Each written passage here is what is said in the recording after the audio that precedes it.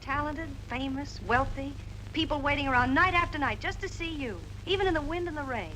Autograph fiends, they're not people.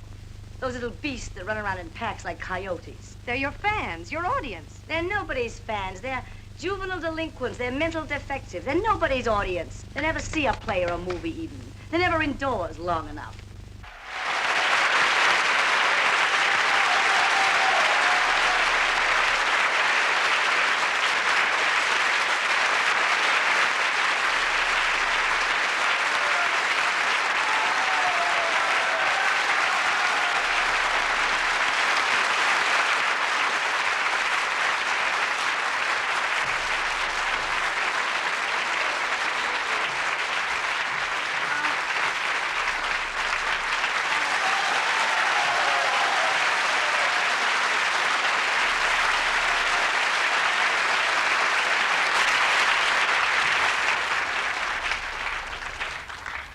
I thank you for that, but it is rather exciting to come, be a foreigner, which I am here, and come to another country and receive a welcome like that. I really do thank you. It means a lot. How do you cope with that sort of reputation, that universal fame, for every minute of your life? Well, it's always it's been constantly a surprise to me. I don't really understand it. I think it has a lot to do with longevity. You know, I've been, well, I arrived in Hollywood in 1930, so this is 40-some years, you know. So maybe it's, I don't really understand it. I'm grateful for it. Do you think it has anything to do with 80 films? Well, that's the longevity part. That is.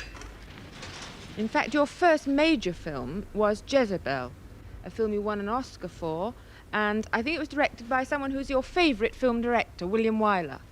Jezebel was really, aside from the first step on the ladder, Bondage, Jezebel was the first really big hit picture I was in. That was really the commercial beginning, Jezebel, no question about it. And he was very rough on me, you know. I was used to moving all over the place, doing all this, and he would say, "Yeah," you know. And actually, the first scene was about 250 extras when she walks in with the crop in the beginning, you know, and greets all this huge party of people. He made me do it 48 times. And I did it. And then I finally said, "May I see the first take, the middle take, and the printed take?" For my education. He let me. It was incredible, the difference. Just from the standpoint of pace and ease and everything. Terribly sorry to be late. I had trouble with the cold. Hello, Doctor. Julie, you're riding, have No it? time to change, darling. Stephanie. I think it looks lovely. Thank you, honey. How are you, Tim? Fine as frogs here. Good evening. Good evening. How do you do? So sorry, but you know when a colt gets high-headed, it's teach him his manners right now or ruin him. Yes, that's so important, isn't it? Hello, Molly. Excuse me, will you? I declare. Hope I'm broad-minded, but I must say. I know what Stephanie would get if she did such a thing, big as she is. I always say, spare the rod and you spoil the child. That's so thrilling, darling, living way up north in New York. Oh, Julie, I wish you and Chris all the happiness and the best of health. and the most of prosperity. Yeah, ma'am. Molly, you said the very same thing the last time Chris and I were engaged. And we'll keep right on saying it until you finally get married. My dear, the parties are for the gentlemen. Whiskey, Uncle Billy? Awesome. The very best of both. That's fine. The very good health of the future Miss Dillard. Buck, aren't you going to wish me happiness, too? What's the use? You won't get it. Marrying a trader and going up north. Chris is a banker, not a traitor. I'll thank you to remember that. I keep forgetting there's a difference. But you won't like it at the north, Miss Julie. Tell you what's a fact.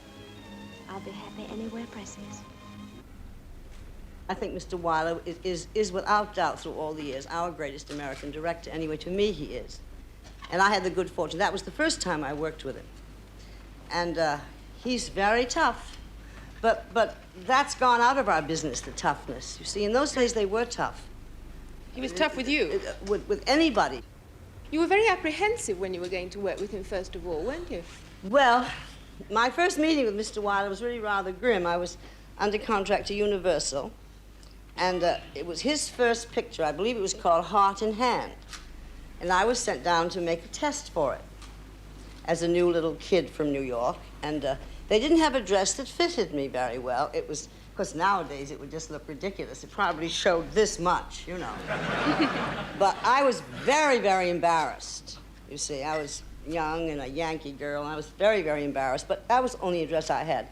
And Mr. Wyler stood behind the camera and said, "What do you think about these dames that come on stage and show their chests and think they can get jobs?" Well, I'm not a very vengeful person, but this I never forgot. And I said, one day, God willing, I shall tell this man. So came the day when Warner said, "You are going to have a great, great privilege. Mr. William Wyler is directing Jezebel." I said, "Really?" So I had my first meeting with him. So I said, "Mr. Wyler, I hear I'm to be very privileged to work with you. When did you ever see me before?" He had no memory of it, of course, at all. This was, what, maybe 5 years, 6 years later. So I just sat down and explained why I hated him. Because it was embarrassing. You know, it was just terrible for me. It's one of those things. And he kind of got red in the face. And he said, "I was horrible in those days. I'm much nicer now." So my revenge went. I didn't get anything. Of course, the part of Julie Marston that you played in Jezebel is, in many respects, what people would call an archetypal Bette Davis part. What do you think they mean by that? Well, no, you all laugh, you know, because you're saying that... You see, I played quite as many calm, heroine-type women as the others, as a Jezebel-type person. But they're always remembered more because people are fascinated by a woman like that more than, you know, just a heroine. And I was always challenged by women like this because it was really something to work with. And it did become known as a Bette Davis part. That's right. Do you regret that? No, no. I think unless you get a category, but you have no hope. You must have an identification of some kind. Doesn't mean that you always have to play this. And I worked very hard to play many other kinds of parts, but this is my identification. And I've never been able to figure out if it's really what I'm like or not.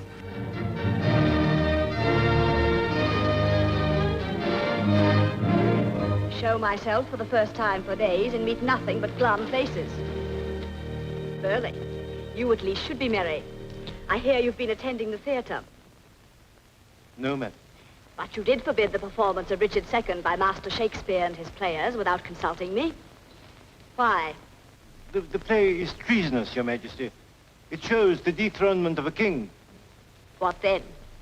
Are my people so easily led that they would run from the theater to pull their queen out of her chair? Who is there here fears a rebellion against me? Not myself, certainly. I really had my crust to attempt that, I must say. But I was so tempted to play this woman whom I think it's the woman in history I adore the most and have read the most about. And I don't know. I have mixed emotions about seeing it. Of course, it's a very confused play, this play. The court scenes, the queen part of it is magnificently written.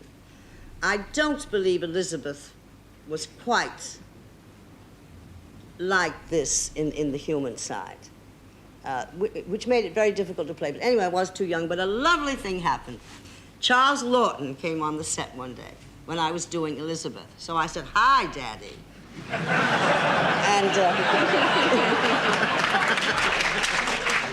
And he was an actor I absolutely worshipped, and one of my great regrets is that he and I couldn't have together played two of the meanest people that ever lived. So anyway, I went over and chatted with him, and I said, "I really have my nerve at this age to be playing Elizabeth at 60 or so." And he said a marvelous thing to me, which I never forgot. He said, "Never not dare to hang yourself. That's the only way you grow in your profession.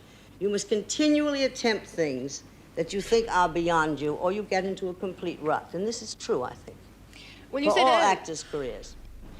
You've played with Flynn in that film, of whom you are not enormously fond, I understand, according to... Well, he was a perfectly delightful person, but as he himself said, he really was not an actor. And in some... No, he wasn't. He really wasn't. And if he was sitting here, he'd die laughing right now. But those long approaches of Essex towards the throne, I used to just sit there and daydream and say, oh, Sir Lawrence, why isn't it you? Let him enter. You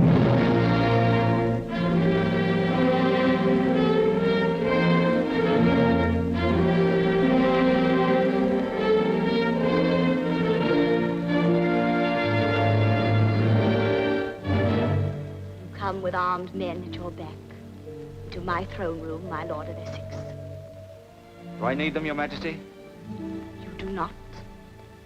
That we shall see.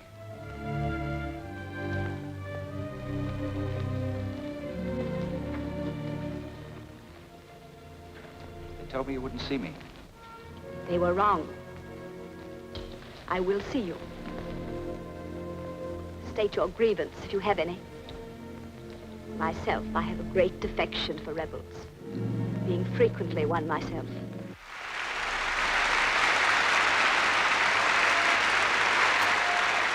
In your autobiography, you confess that it was when you saw The Wild Duck in the New York Theatre, it was at that evening, that very moment, you decided to become an actress.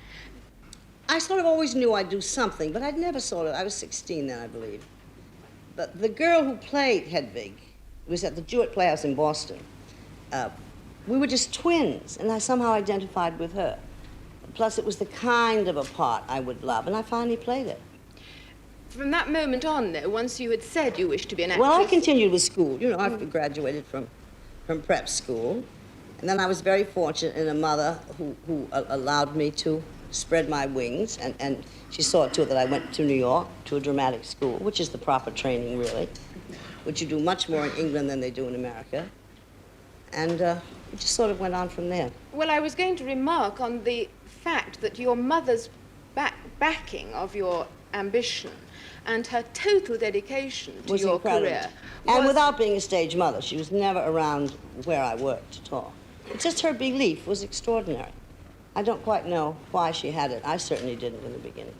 Wasn't that a marvelous number, Harry? What comes next? Why, I think it's, no, it's Betty Davis. Betty Davis, my favorite star.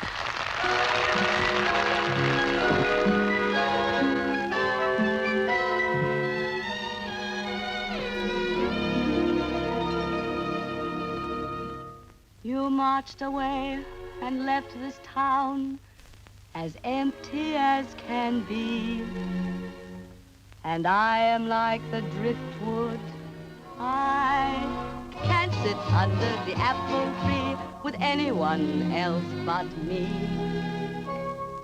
For there is no secret lover that the draft board didn't discover. How dare, I wonder, those Hollywood moguls at the time when you first went from New York to Hollywood suggest that you couldn't be as sexy and glamorous as any other star? Well, according to their standards, you see, I wasn't. Now, this was really in the very beginning of talking pictures, and all of us who came out from the theater were not actressy kind of people. You know, we sort of had our own color hair and maybe a couple of teeth crooked. We looked, you know, totally different, and they were very, very puzzled. You know, and off screen, we didn't go around all dressed up, say like a Harlow or somebody would, you know? So they just did not understand us at all. So we just were, you know, they called me the little brown wren. But then, finally, you see, nobody helps you when you go about makeup or about the camera. It's a wholly new profession, really. And finally, they find out, you know, the best way to wear your hair. They put a makeup on you that does the best for you. It's just a slow process of getting to look on the screen what you really thought you looked like in life. You know? Because I thought I was fairly attractive till I got to Hollywood, but I didn't for very long. You know. But you did have to fight off all their attempts to glamorize you in their terms. Oh, yes, yes. Hepburn, Margaret Sullivan, and I were the three who really fought it. You know, fought the Although when I went to Warner's, they made me, really bleach my hair. And I knew it was going to limit me the part, so I snuck down one day and had it, put back the ash blonde hair I'd always had. And 1 year later, Mr. Wallace sent for me and said, "You've had your hair re-dyed." 1 year later. He'd never seen it. But if I had gone for permission, he wouldn't have allowed it, you see. And I didn't want to go through life with a very bleached head of hair. But it was the factory getting to work, because they even suggested changing your name, didn't they? Oh, yes. They wanted to call me Bettina Dawes.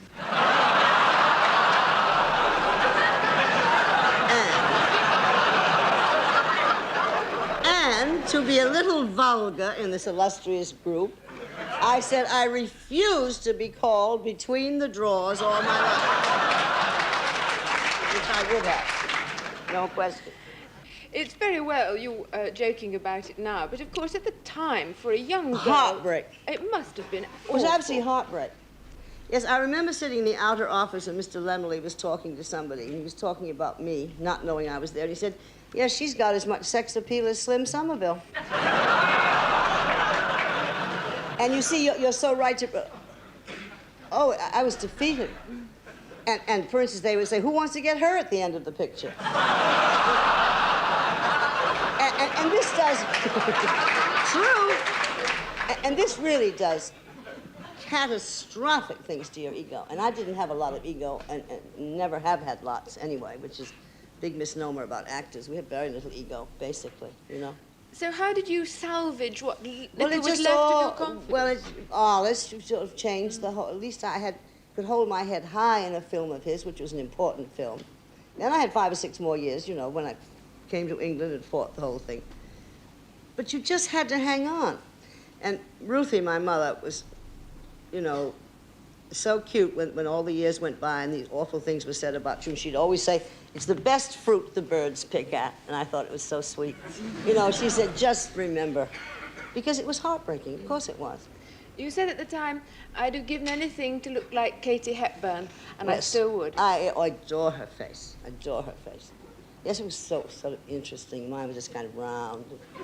I always hated my face. Were you anxious about But the I way- look at that now, at this age, and think, my God, how beautiful. It makes me quite sick that I don't look like that now. That is the worst of doing something like this and having film clips, and then here you sit, Because nobody likes to get older, and it's very few people have this shocking experience of seeing themselves 30 years ago,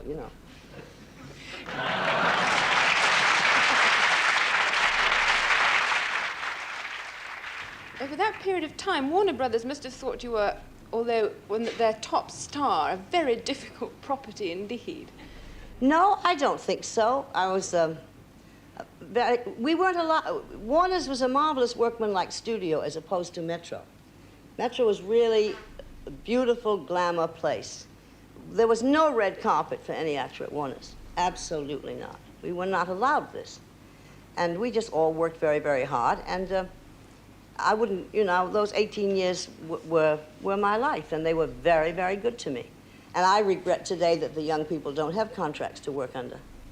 Because the contract gives you a continuity.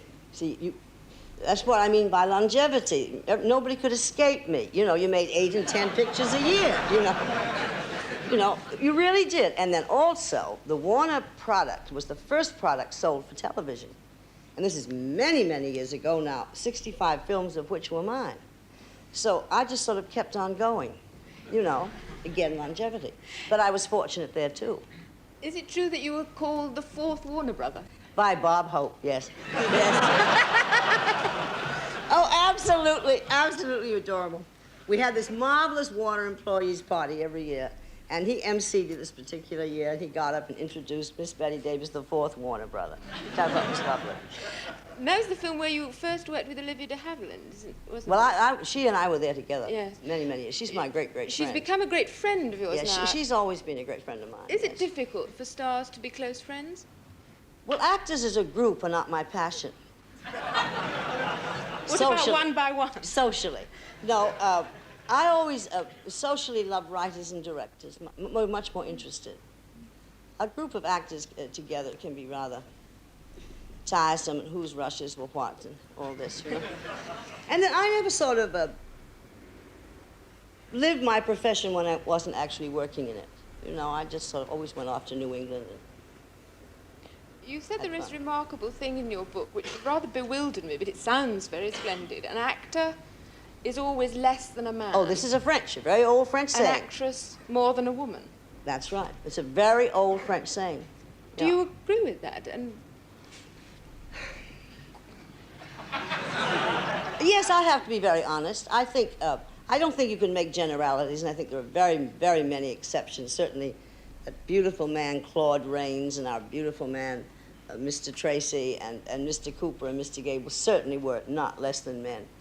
But it's a strange profession for a man, truthfully. Steve McQueen, for instance, does all this motorcycling, you know, to keep him sure he's a man. He told me that. No, because he's the most marvelous guy, Steve McQueen. It's just great. And he told me one night, he said, you know, I said, why do you take a chance? You're one of the few smashing young men that have come along, and we need you desperately. He said, because it's a strange profession for a man, and I just want to stay in something else to keep being a man. Interesting. You are reported as having said at one time that you would like to teach acting. This implies that you've formulated some theories about acting. I wonder if you'd like to expound on those a little more now. Well, the day may come soon when that's all that will be left for me to do. But my problem about teaching, I don't think you can teach someone to act, really. And then my other problem is, would I have the patience? Because, you know, I love it so myself, I can just see myself dashing in and saying, this is how you do it.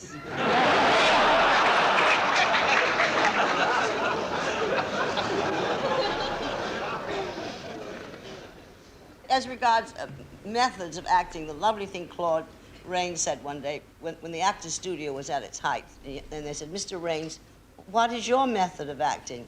He said, I learn the lines and pray to God. You see, which is lovely. You really can't teach acting.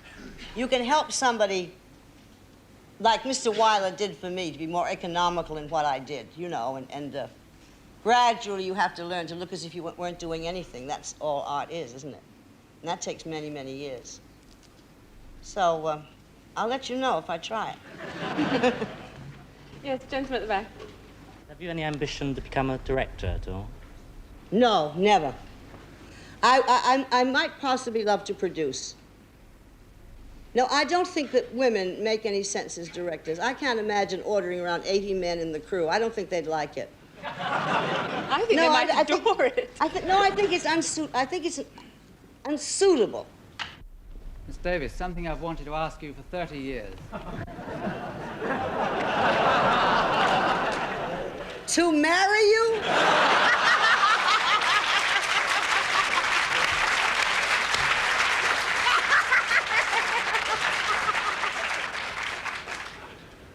Three others got in the way. How did you get started on the stairs? All your marvelous entrances were downstairs. You just made a wonderful one now. I have lived on stairs, haven't I? I don't know. It just always happened. And also, stairs are very, very dramatic. You know, they are truthfully dramatic. I've killed men on stairs, fallen down on stairs. I don't know. It's a strange thing, because I say that about myself in all the parts, you know. In Madame Sin we're making now, there's a gorgeous staircase, and I said to the director, you of course are going to have me come down those stairs. He said, I never thought of it. I think I'm right in assuming you've never appeared in the theatre in this country. No. And I've been waiting for years and years to wonder if you would ever tackle the greatest living female part, Lady Macbeth. Have you ever done it in the theatre in America? I've never done any Shakespeare. Never done any at all? No, it's a terrible I can't imagine why. I mean, you have the weight now. If I were to do Shakespeare, that certainly would be a part that would be divine to play. Because I love motion pictures best. I really do. I'm a little lazy about thinking about the theatre. How do you think about the Academy Awards? A lot of people have said they favour them.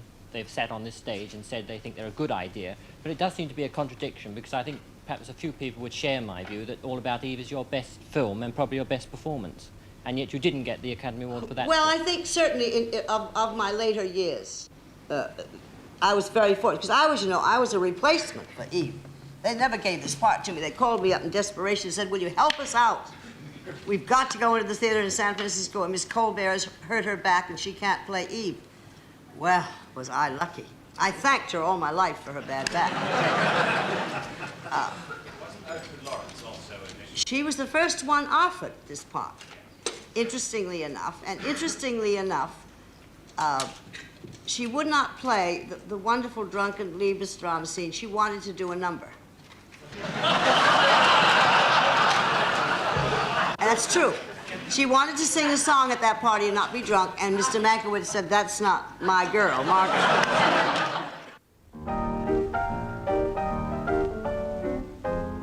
Liebesdrama. I just played it. Play it again. But that was the 4th straight time. Then this will be 5. Many of your guests have been wondering when they may be permitted to view the body. Where has it been laid out? It hasn't been laid out. We haven't finished with the embalming. As a matter of fact, you're looking at it. The remains of Margot Channing.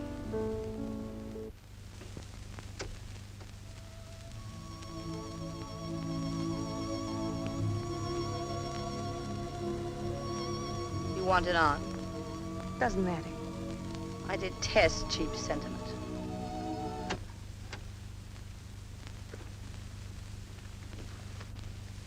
Karen. Mm-hmm. No, thank you. I haven't been very pleasant this weekend. We've all been a little tense lately. Come to think of it, I haven't been very pleasant for weeks. For that, I'm truly sorry. More than any two people I know, I don't want you and Lloyd to be angry with me. We're never deeply angry. We just get mad the way you do. We know you too well. And so many people know me. I wish I did. I wish someone would tell me about me. You're Margot. Just Margot.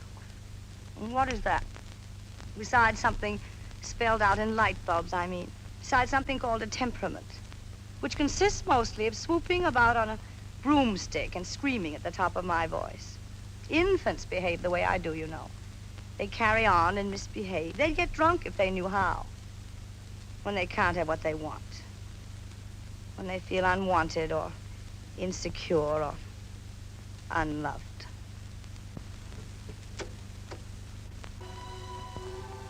Funny business, a woman's career. The things you drop on your way up the ladder so you can move faster.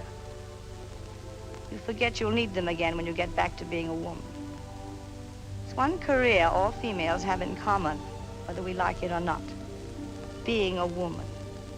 Sooner or later, we've got to work at it. No matter how many other careers we've had or wanted. And in the last analysis, nothing's any good unless you can look up just before dinner or turn around in bed and there he is. Without that, you're not a woman. You're something with a French provincial office or a book full of clippings. But you're not a woman.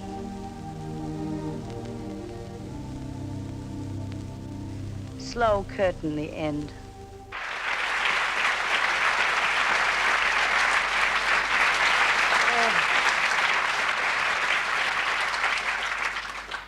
What can one say? It's a funny career, a woman's career. Well, it says it's probably the most brilliantly written speech about what it's about. It's true. At the time, you said you identified with that speech very personally. Oh, I think anyone who has been out in the business world would identify with that speech. It isn't just whether you're an actress or not. It's anybody with all kinds of careers. Would you say, then, that you've had your enormously successful public career at the cost of the private career as a woman? To a degree. I've been fortunate that I had children. You know, it's been really the loveliest part of my life, personally. But of course, you lose out. If the price has to be paid, then, it's because the rewards are very great. What are the rewards of being Bette Davis? Well, I don't sort of feel that way. I feel I've been very fortunate. My reward was that I made it. I had deep ambitions and worked very hard, and I made it. And that's a reward in itself, of course. You had enormous ambitions from your childhood. Your sister didn't. What gave you that drive? I guess that I was born in Aries. Must have been affected me, but Aries people. Well, then you know what I'm talking about. No, Aries people are that kind of people. They just have to accomplish something. That's all. Miss Davis, in the handout we've been given here, it said about your career falling into the doldrums before whatever happened to Baby Jane came along. I'd like to know what your feelings were about when the film did come along. Was it just because there was a part you could really chew on, and how? No, that property had been sort of round about me for years and years and years as a very good subject for a movie. No, actually, I had about 10 years I call my 10 black years, mostly to do with my personal life and illnesses and all sorts of things. And then I was doing Night of the Iguana in New York when Mr. Aldrich wrote me from Rome and came to see me. And I said, which part am I playing? You know? He said, of course, Jane. Well, I said, that's all right. And then we had an absolutely incredible time to get money for that, because wherever Mr. Aldrich went to raise money, because he has an independent company, they said, if you get rid of those 2 old bags and recast it, we'll give you the money. This is true. And Aldrich said, I shall never make it without those 2 women, because they're right for it. And finally, Seven Arts gave us some money. We made that in 3 weeks, that film. Who was that at the door earlier? Elvira. Where is she now? In the kitchen? No, I gave her the day off. She has a pretty hard time, considering. I told her to come back next week. Oh, Blanche. You know we got rats in the cellar?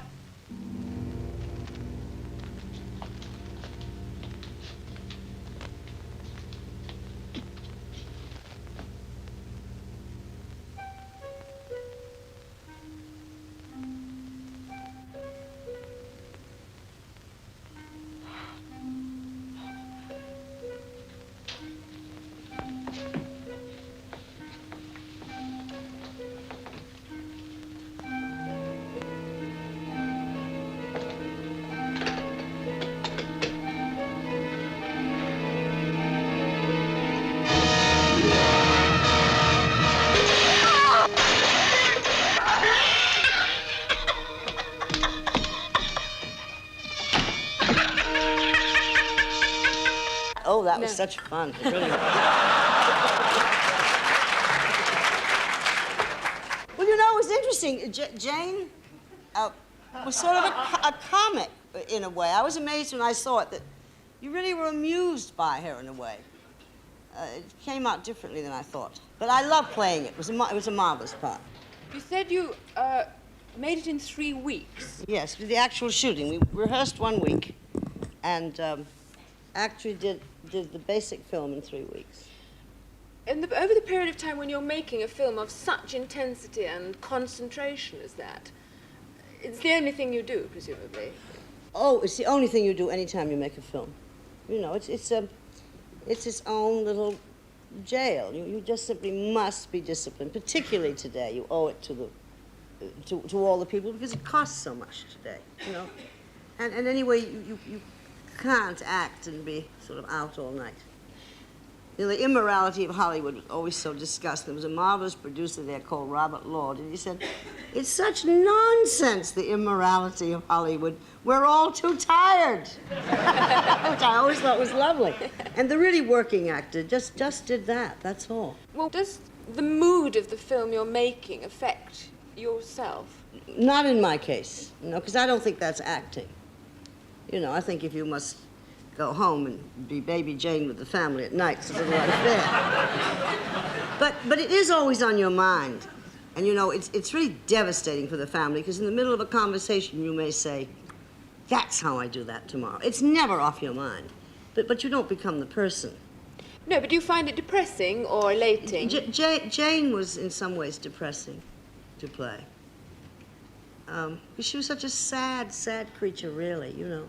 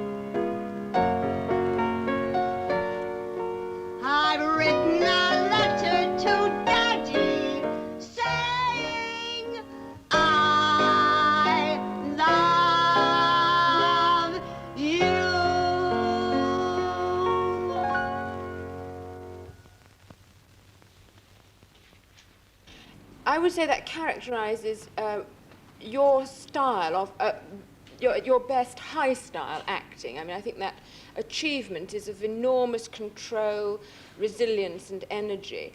And it brings to mind the fact that in your book you speak about the mumbling, bumbling, naturalistic actors with enormous contempt. Do you feel that there is only... Well, I think that style? I think you should give some impression in your acting. You know, I think to just be natural and be yourself is, well, it's not as interesting, I don't think. I have had much criticism for the fact that I, you know, loved acting. Many times being criticized. But that also depended upon who I worked with. If somebody else really loved acting, it all came together. But I very often could look as if I were doing too much because somebody else was doing nothing, you know. This is why you have to have a good director.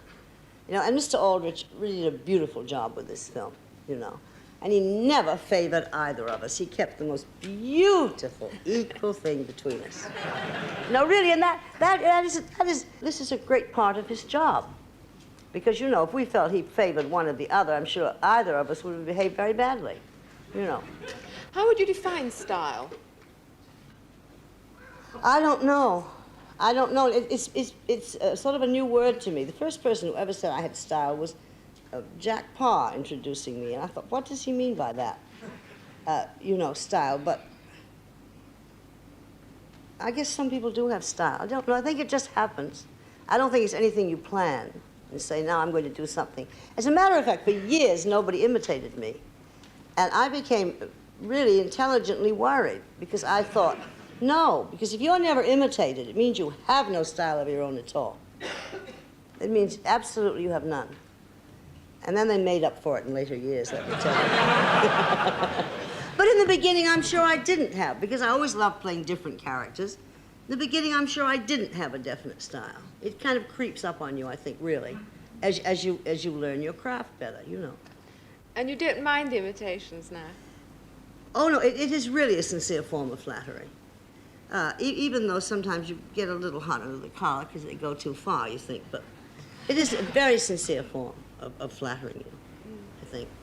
Making Baby Jane in 3 weeks, it was enormous hard work, but then you like hard work, don't you? Oh, I love work, yes. I think it's the only answer to life. I think when all else sort of deserts you, work can be a terrific thing because it's absorbing, particularly if it's something you like. As you and I were saying earlier, we're very fortunate women or people. So many people do things all their lives they hate, so at least we are doing things we love, and that's marvelous.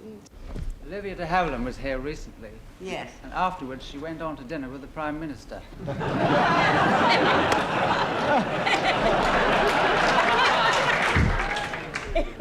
I've been waiting for that phone call.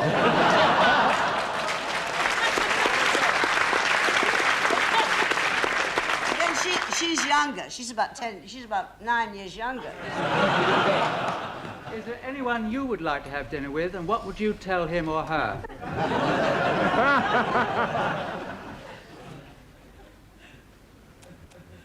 You mean tonight? Well, I think I really just want to go home and get this makeup off and go to bed. That is all we have time for, Miss Davis. It just remains for me to say how much every one of us Well, has I want to tell you how enjoyed- I've loved this woman for years, so I'm thrilled.